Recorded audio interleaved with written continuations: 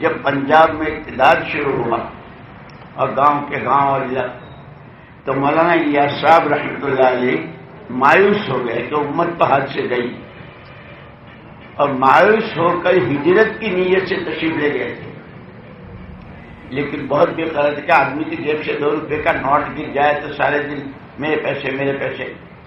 امت اللہ کہ جس کے لیے مولانا عبدالحی صاحب فرنگی محلی رحمۃ اللہ علیہ نے فتویٰ دیا ہے، ایک ایسا مسلمان جس میں 99 اسباب امتداد کے ہوں اور ایک بہت کمزور ایمان کا ہو، ایک سبب اس کو ایمان پر جمانا سینکڑوں نئوں کے اسلام میں داخل ہونے سے افضل اور مقدم ہے۔ مولانا الیاس صاحب رحمۃ اللہ علیہ کو بہت فکر، اس وقت میں جو حجاز مقدس کے بڑے اونچے علماء تھے ان کو سب کو جمع کیا اور ان کے سامنے کہا کہ اللہ جل شانہ تو الان کما کان، اس کے ہاں تو کوئی کمی بیشی کا کوئی مسئلہ ہی نہیں ہے، وہ تو جیسا ہے ہمیشہ سے اپنی تمام صفات میں۔ پھر قرآن اس کا کلام ہے، وہ بھی اسی صفت کے ساتھ ہے۔ اس قرآن میں وعدے بھی ہیں اور وعیدیں بھی ہیں۔ پھر امت روزانہ انحطاط کی طرف اور بلکہ غیروں کی گود میں بیٹھتے ہوئے جا رہے ہیں۔ اسی لیے مولانا یوسف صاحب رحمۃ اللہ علیہ فرماتے تھے ہر چیز کے لیے پہلے محنت ہے، پھر وہ چیز کا حصول ہے۔ کھیت سے غلہ بعد میں آتا ہے، پہلے کھیتی کی محنت ہوتی ہے۔ کاروبار سے پیسہ بعد میں ہاتھ میں آتا ہے، پہلے کاروبار کی محنت ہوتی ہے۔ ایسے دین زندگیوں میں بعد میں آتا ہے، پہلے اس کی محنت ہوتی ہے۔ اسی محنت کے لیے انبیاء اور رسول علیہ الصلوۃ و تسلیمات کی بعثت ہوتی ہے۔ اسی لیے جب نبی اپنا وقت پورا کر کے تشریف لے جاتے اور بیچ میں دوسرے نبی نہیں آئے ہوتے تو سب سے پہلی جو چوٹ پڑتی تھی وہ عقیدے پر، اور اس کے بعد یہ لکھا ہے کہ جیسے جیسے ایمان کمزور ہوتا گیا تو جو تبدیلی آئی سب سے پہلی معاشرت میں اور کاروبار میں، حرام داخل ہو گیا کاروبار میں، اور رہن سہن یہود و نصارہ کی ان کے طریقے۔ تو مولانا الیاس صاحب رحمۃ اللہ علیہ نے ان علماء کے سامنے اللہ بھی وہی ہے، اسی قدرت کے ساتھ ہے، قرآن بھی وہی ہے، اس کے وعدے بھی، پھر امت کا حال کیوں ہے؟ تو ان علماء نے کہا کہ حضرت امت میں علم کی بڑی کمی ہے۔ مولانا الیاس صاحب رحمۃ اللہ علیہ فرمایا کہ مجھے آپ کے جواب سے بالکل اتفاق نہیں۔ علم ایک آیت کی کتنی تفسیریں ہیں؟ عبداللہ ابن عمر کی، عبداللہ ابن عباس کی، عبداللہ ابن زبیر کی، کتنی تفسیریں ہیں ایک ایک آیت۔ اور حدیث کہ ابھی تو طالب علم کی عبارت پوری نہیں ہوتی، اس سے پہلے اس کا شیخ کہتا ہے بچوں اس میں 45 قول ہیں، اور پھر یوں فرمایا کہ فقہا نے تو بال کی کھال اور کھال کی بھی کھال نکال دی۔ مولانا الیاس صاحب رحمۃ اللہ علیہ، اس وقت میرے سامنے ایک تفسیر تھی، میں دیکھ رہا تھا تو اس میں ایک مسئلہ چل رہا تھا کہ گھوڑے نے لات ماری تو تاوان کس پر؟ مفتی پیچھے پڑ گئے، پہلے یہ بتاؤ کھڑا تھا، پھر یہ بتاؤ کہ اس کا جو مالک تھا وہ اس کی پشت پر سوار تھا یا زمین پر تھا، وہ صورت ہو تو یہ، پھر یہ بتاؤ کہ پیچھے سے ہاتھ کے لے کے جا رہا تھا یا آگے سے لگام پکڑ گیا، یہ شکل ہو تو یہ شکل ہو تو یہ شکل، بال کی کھال نکال دی اور مجھے ہنسی آ گئی۔ میں نے یار تو نے کہاں لات مار دی، اس کی تو حالت خراب کر دی، مجھے ہنسی آ گئی۔ پھر جب ان علماء نے حضرت سے کہا کہ حضرت آپ کیوں کہہ کہ ان کی کمی نہیں ہے، تو پھر کیا آپ کیا فرمایا ہمارا یہ طبقہ اس وقت جتنے علماء بیٹھے تھے اور ان کو اللہ کے وعدوں پر اتنا بھی یقین نہیں ہے جتنا ایک عام آدمی کو عام آدمی کی بات پر۔ اور پھر مولانا نے مثال دی، ایک جوان ہے وہ نوکری کی تلاش میں ہے، اس دکان پر گیا، اس آفس پر گیا، اس اسٹور پر گیا کہ بھائی ہمارے یہاں جگہ دی۔ ایک آدمی نے اس کو آواز دی، او جوان یہاں آؤ، کل صبح 8 بجے سے شام کے 5 بجے تک ہمارے یہاں آ جانا، ہم تمہیں ماہانہ یہ تنخواہ دیں گے۔ جو بلا رہا ہے مسلمان ہے یا غیر، سچا ہے یا جھوٹا، اس سے پہلے اس نے اپنے ملازموں کو وقت پر تنخواہ دی ہے یا نہیں، یہ سارے امکانات ہیں۔ لیکن اس کی بات پر یقین کر کے یہ جوان صبح کو ناشتہ نہ ملے، دیر ہو گئی، کوئی بات نہیں، باہر بارشیں ہو رہی ہے، بچہ رو رہا ہے، اس سب کو جھیلتے ہوئے سب سے پہلے جا کے دستخط کرتا ہے 7:59، 8:02، اس یقین کے ساتھ کہ آج کی اس دستخط سے آج کی تنخواہ طے ہو گئی، اور یہ 1 مہینے بھر جب کروں گا تو اس مہینے کی تنخواہ سے گھر کے چاول دال آٹے کا انتظام ہو جائے گا۔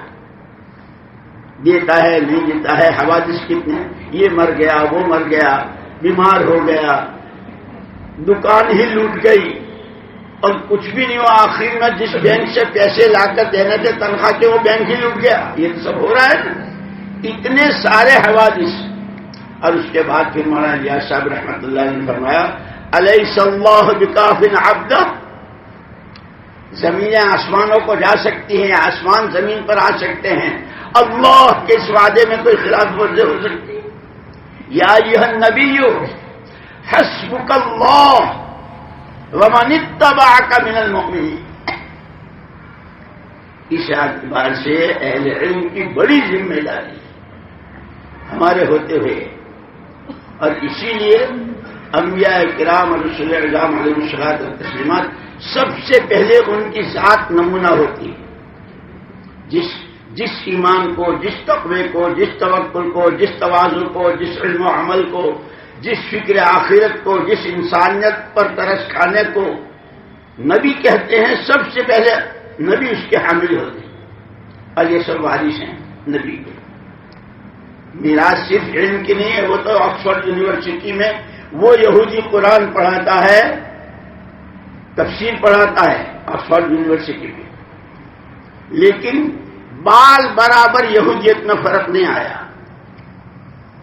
ایمان کی آیتوں کی تفسیر کر رہا ہے، وہ یہودی ہے، نصرانی ہے۔ اگر اس کا نام میراث ہے تو وہ تو یہودیوں کے پاس بھی ہے۔ ہمیں جو انما نحن معاشر الانبیاء، حضور فرماتے نحن معاشر الانبیاء لا نورث دینارا ولا درہما وانما نورث العلم، جو ہم اللہ کے ہاں سے لے کر آئے ہیں وہ لے کر جاتے ہیں، اور اس میں سب سے پہلے نبی عملی نمونہ ہوتے ہیں، جس بات کو امت سے کہتے ہیں وہ سب سے پہلے نبی۔ اسی لیے لقد کان لکم فی رسول اللہ اسوۃ حسنہ، کہ وقت، پیسہ اور صلاحیت، یہ 3 قوتیں ہیں ہر ایک کے پاس، یہ تینوں تمہاری اپنی ملک نہیں ہے، یہ خدائی امانت ہے، اور کسی کی بھی امانت میں خود رائے سے تصرف کرنا کتنی بڑی خیانت ہے۔ جہاں چاہے وقت لگا لیا، جہاں چاہے بیٹھ گئے، جب چاہے بیٹھ گئے، جس کے چاہے بیٹھ گئے، جہاں چاہے پیسہ خرچ، تو خیانت ہے۔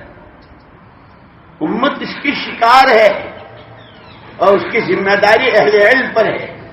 یہ عملی طور پر اپنا وقت، اپنا پیسہ، اپنی صلاحیت نبوت کے نمونے اور نبوت کے سانچے میں ڈھالتے ہوئے اگر کریں تو مولانا الیاس صاحب رحمۃ اللہ علیہ فرماتے تھے، باتوں سے باتیں زندہ ہوتی ہے، عمل سے عمل وجود میں آتا ہے، اور قربانیوں سے قربانیاں زندہ ہوتی ہیں۔ یہ آپ کا پورا مدھیہ پردیش کتنا بڑا صوبہ ہے۔ جیسے ہم ہسپتالوں میں جاتے ہیں، اگر کسی کی عیادت کے لیے گئے، بہت بڑا ہال ہے، 50 بیڈ، 50 پلنگ ہے، کسی کی آنکھ پہ پٹی، کسی کی ماں رو رہی ہے، کسی کی بیوی رو رہی ہے، کسی کا باپ رو رہا ہے، وہ دیکھ کر اپنی صحت کی نعمت کی قدر ہوتی ہے۔ اور یہ اگر بیماری حد سے بڑھ گئی تو آخری حد اس کی موت۔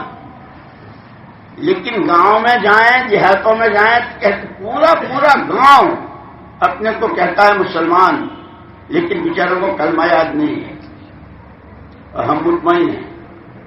اس لیے مولانا یوسف صاحب رحمۃ اللہ علیہ فرماتے تھے کہ ایک آدمی بیمار ہے لیکن اس کو بیماری کا احساس ہی نہیں تو وہ کیوں جائے گا حکیم کے پاس, وہ کیوں جائے گا ڈاکٹر کے پاس.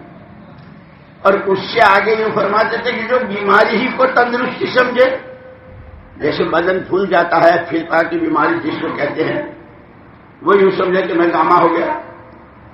میں فرمایا کہ اس وقت امت کی عام بیماری یقین کی کمزوری, اور اسی لیے ابتداء کے 3 درجے بتلائے. حضور اکرم صلی اللہ علیہ وسلم والی زندگی کے علاوہ کسی بھی چیز کو معاشرے میں, معاملات میں, اخلاق و عادات میں, لباس میں, مکان میں, کھانے کمانے میں, زندگی کے جتنے شعبے ہیں, حضور والی زندگی کے علاوہ کسی چیز کو دل سے چاہنا یہ ابتداء کا پہلا درجہ ہے. اور اگر اس کا علاج نہ ہوا تو یہ دل سے پھر اعضاء میں آتا ہے. یہ ابتداء پھر آنکھیں وہ دیکھتی ہے جو جس کو یہودی اور نصارہ دکھاتے ہیں. پھر زبانوں کے بول وہ ہوتے ہیں جو وہ بلواتے ہیں. تم وہ بولو جو ہم بلوائیں, تم وہ کھاؤ جو ہم کھلائیں, تم ایسے چلو جیسے ہم چلائیں, تو تم بہت فارورڈ کہلاؤ گے. کیا کہلیں گے؟ بہت فارورڈ. اس لیے فرماتے تھے کہ 4 کندھے ہیں جس پر امت اٹھی ہوئی ہے, اور وہی کندھے ان کو دفن کر دیں. ان کے عقیدے دفن ہو گئے, ان کے اعمال دفن ہو گئے, یہ ان کے جسم نہیں دفن ہوئے, لیکن دولت, حکومت, عورت اور ایجوکیشن کے نام سے یہ امت دفن ہو گئی. جوانوں کے عقیدوں کے اور کنواری بچیاں اس وقت جیسے بکریوں, یہ بقرعید کے موقع پر بہت بڑے کال ہوتے ہیں بکروں کے, اس مارکیٹوں میں جس طرح سامانوں کے سودے ہو رہے ہیں اس طرح امت کے عقائد کے سودے ہو رہے ہیں.